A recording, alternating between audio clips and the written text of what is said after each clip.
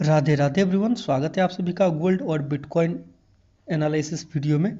और बिटकॉइन का ये चार्ट है, एक्चुअली आवरली टाइम फ्रेम का चार्ट है। और बिटकॉइन अपने सपोर्ट जोन से अच्छा खासा यहाँ पे सपोर्ट लेके ऊपर की तरफ हमें जाते हुए नज़र आ रहा है।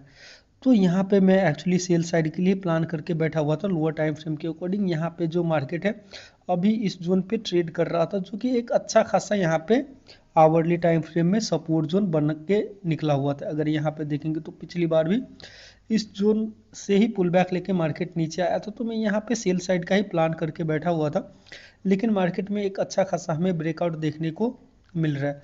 और जिस तरीके से ब्रेकआउट हुआ है, बहुत चांस है कि ये मार्केट, ये जो बिटकॉइन है, बिटकॉइन का अगला स्टॉप जो है वो 64,3433 के आसपास ही मार्केट जाने के बाद ही कुछ यहाँ पे फिर से सेलिंग साइड के लिए प्लान हो सकता है। मैं वेट कर रहा हूँ कि इस जोन के आसपास अगर मार्केट जाता है, यहाँ पे कुछ अगर मुझे पैटर्न बनाता है, तो फिर से मैं एक सेल साइड के लिए प्लान कर सकता हूँ।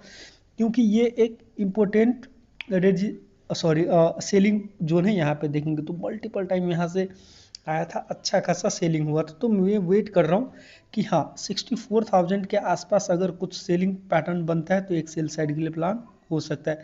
फिलहाल मार्केट जा चुका है, तो यहाँ पे बाइंग का तो बिल्कुल भी नहीं प्लान हो सकता। लेकिन हाँ, ये जो यहाँ से अभी ये जो मूव आया था, इधर कुछ पैटर्न बनता है तो फिर से एक बाई साइड के लिए प्लान कर सकते हैं। ये गोल्ड का आवरली टाइम फ्रेम का चार्ट देखेंगे तो मार्केट ने अब अच्छा खासा यहाँ पे भी ब्रेकआउट हो चुका है। लेकिन मुझे ब्रेकआउट पे आजकल ट्रस्ट होता नहीं है। मल्टीपल टाइम यहाँ पे देखेंगे तो यहाँ पे भी ब्रेकआउट हुआ था, सस्टेन नहीं कर पाया, लिक्विडिटी लेके नीचे यहाँ पे भी ब्रेकआउट करने की कोशिश किया था, नहीं हुआ।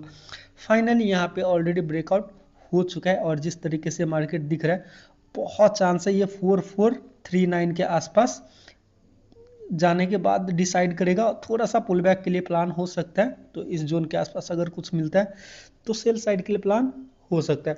हालांकि मैं गोल्ड में बहुत ज़्यादा ध्यान नहीं देता हूं आजकल, क्योंकि बहुत ही ज़्यादा वोलेटिलिटी रहता है। लोअर टाइम फ्रेम में ट्रेड करना पड़ता है, हायर टाइम फ्रेम में एसएल बहुत ही ज़्यादा हो जाता है। तो इस प्रकार से अभी मार्केट चल रहा है। फिलहाल अगर सेलिंग का ही देखना है तो इस जोन के आसपास अगर कुछ पैटर्न बनता है, एक सेल साइड के लिए आ सकता है। अगर लोअर टाइम फ्रेम में कुछ पैटर्न बनता है तो इस जोन के आसपास एक सेलिंग अपॉर्चुनिटी हमें देखने को मिल सकता है। तो कुछ इस प्रकार का दिख रहा है अभी मार्केट। और देखते हैं, बस आज के लिए इतना है। राधे राधे, हरे कृष्णा।